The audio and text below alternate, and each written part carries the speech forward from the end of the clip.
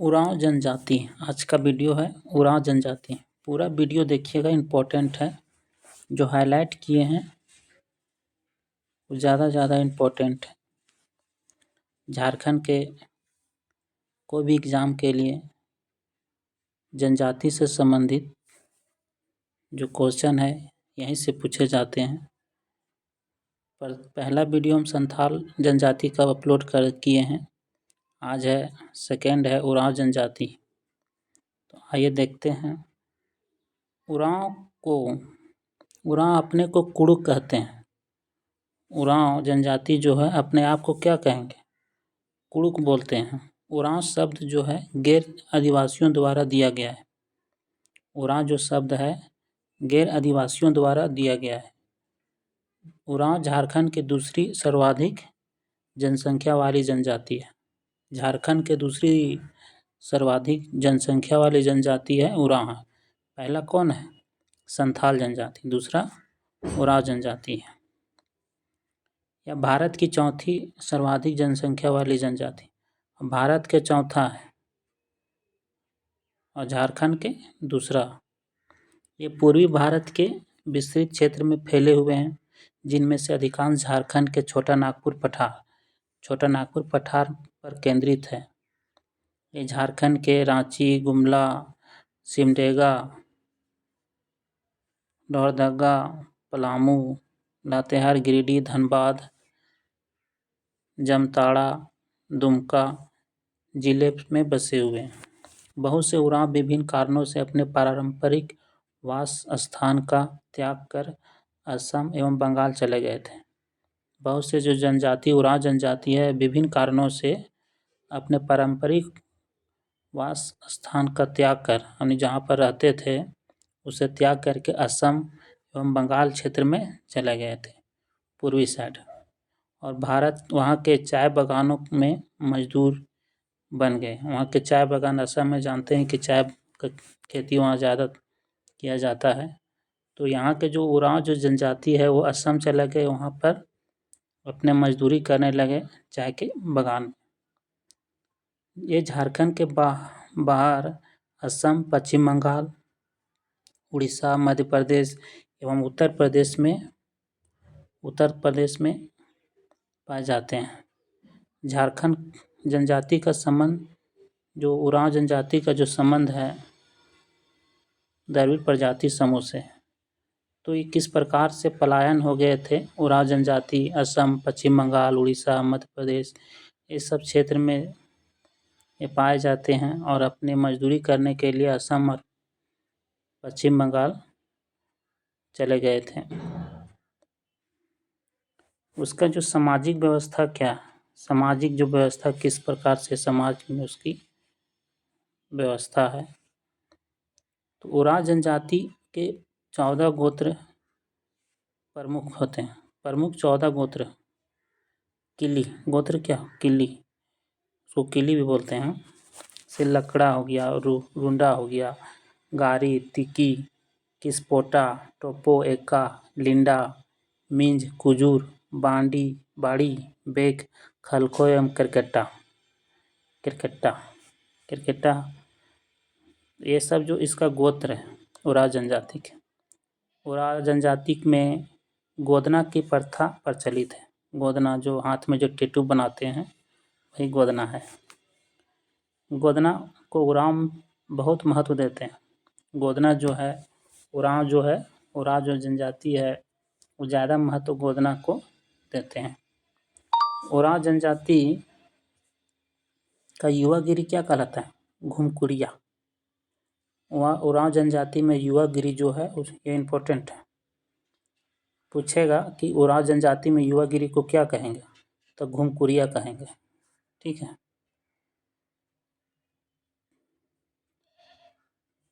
उरांव जनजाति में समगोत्रीय विवाह जो है वह निषिद्ध है। समगोत्रीय विवाह में उसको नहीं किया जा सकता, निषेध किया है।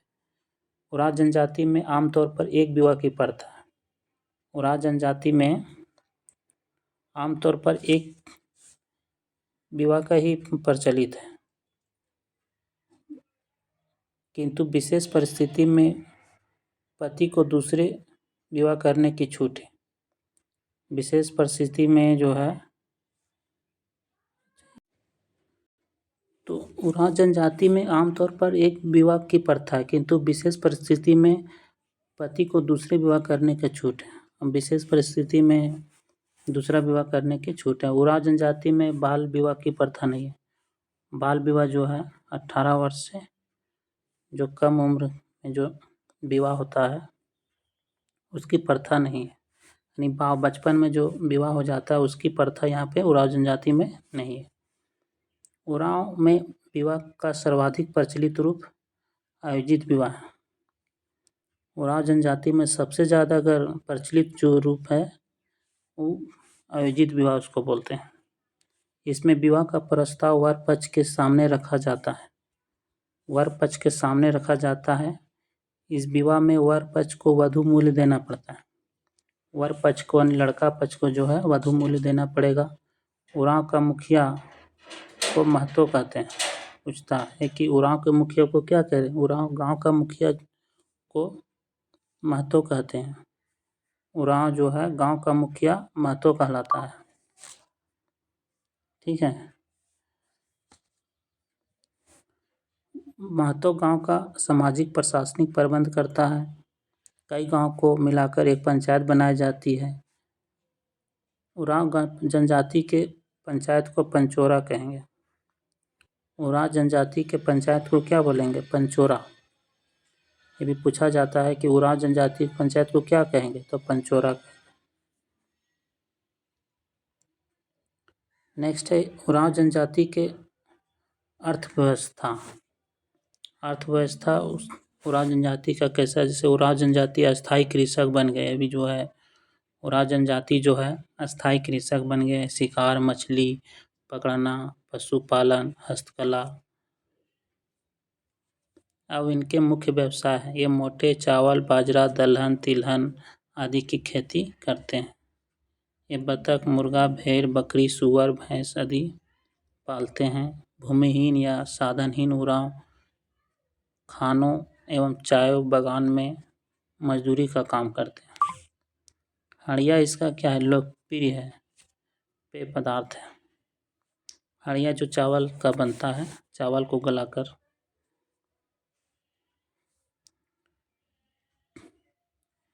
नेक्स्ट है घुमकुरिया। घुमकुरिया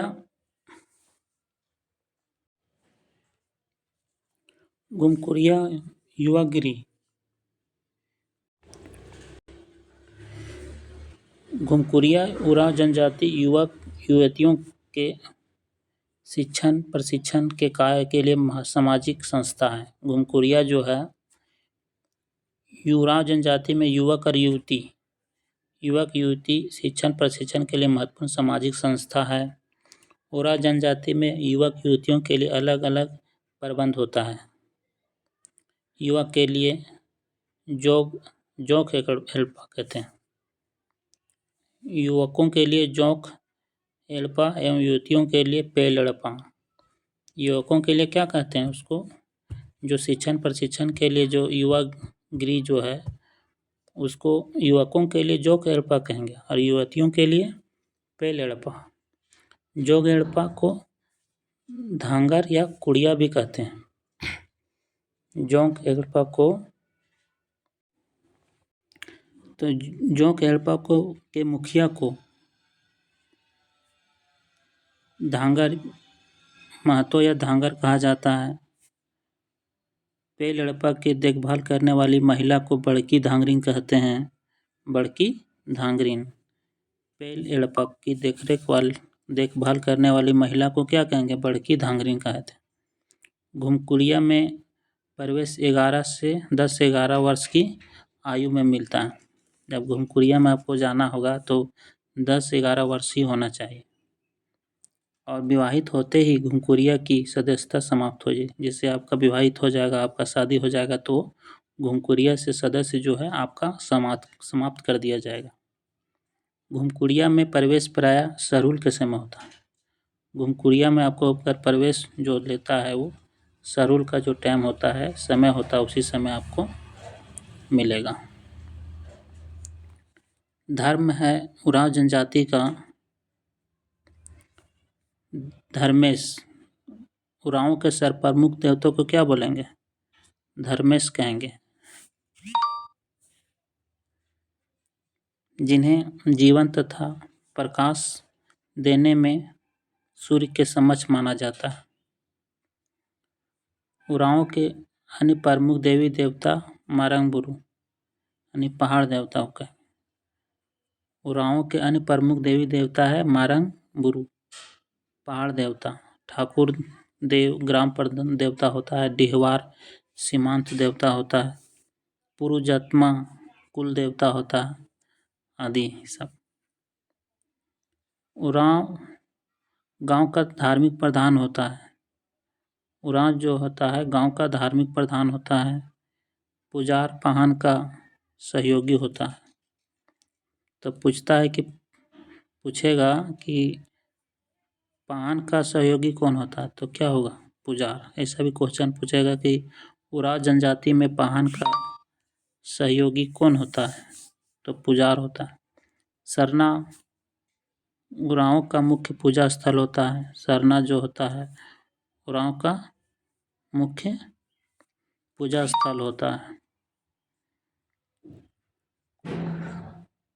उरांव के पूर्वज की आत्मा का निवास स्थान शासन कहलाता है। उरांव के पूर्वजों की जो आत्मा का निवास स्थान शासन कहलाता है। उरांव तांत्रिक जादुई विद्या में विश्वास करते हैं। उरांव जो है तांत्रिक और जादुई विद्या में विश्वास करते हैं। तो ये था उरांव जनजाति का। ये जो हाईलाइट किया हुआ है से पुजार पाहन का सहयोगी होता है कौन? पुजार होता है। पाहन का सहयोगी पुजार होगा। सरना उरांव का मुख्य पूजा स्थल को क्या कहेंगे? सरना बोलेंगे, उसको सरना कहेंगे। शासन कहलाता है। तो उरांव के पूर्वजों की आत्मा का जो निवास स्थान क्या कहलाएगा? शासन कहलाएगा। तो ये सब याद रखना है। उरांव का सर्वप्रमुख देवता को धर्मेश या धर्मी कहेंगे। तो यही सब पूछा जाता है, इम्पोर्टेंट जो क्वेश्चन है। तो ये था उरांव जनजाति से संबंधित जो इम्पोर्टेंट क्वेश्चन है। वीडियो अच्छी लगी तो लाइक करना। Okay bye.